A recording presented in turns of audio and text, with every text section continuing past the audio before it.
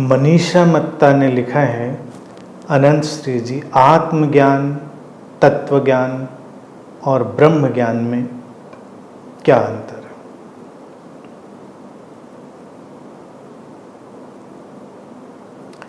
इस अंतर को जानने की कोई ज़रूरत है क्या? देखिए, फिर भी इसको टेक्निकली हम एक्सप्लेन कर सकते हैं।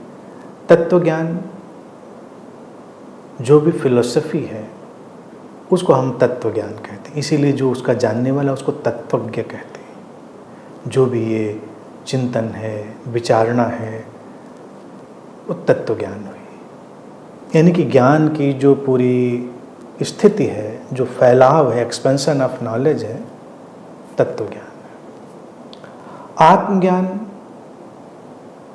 जब हम स्वयं अपनी अनुभूति से,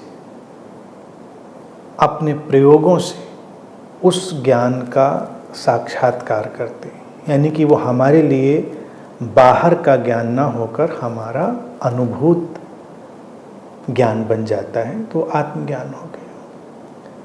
फिर जिसे ब्रह्म ज्ञान कहते हैं, ब्रह्म ज्ञान यानी कि ब्रह्म का ज्ञान प्राप्त कर लिया जाता है। ब्रह्म ज्ञान की वो सहज अवस्था है जब जाना गया और जानने वाला दोनों का भेद खत्म हो जाता है और ज्ञान सहज होकर प्रवाहित होता है। तो जब हम कहते हैं कि वो संत ब्रह्म ज्ञानी है, तो उसका अर्थ ये नहीं होता है कि उन्होंने कोई विशेष ज्ञान अर्जित कर लिया है, उन्होंने कोई ब्रह्म ऐसी चीज होती है जिसका ज्ञान पा लिया है।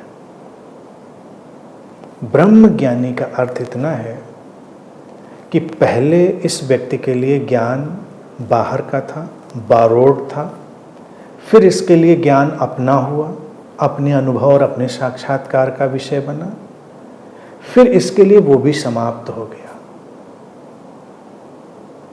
अब जो है वो सहज स्थिति है। ज्ञान और ज्ञाता दोनों ही अब खो गए हैं। ज्ञान फिर भी घटता है, क्योंकि शरीर मन के यंत्र में जब उसकी आवश्यकता होती है वो प्रकट हो जाता है। उसका कोई बोझ नहीं है, उसका कोई क्लेम नहीं है, कोई दावेदारी नहीं है। तो जब कहीं पर ज्ञान की वो सहज अवस्था घटती है तो उसको हम कहते हैं ब्रह्म ज्ञान। और ऐसे सहज ज्ञान में स्थित व्यक्ति को हम कहते हैं ब्रह्म ज्ञानी।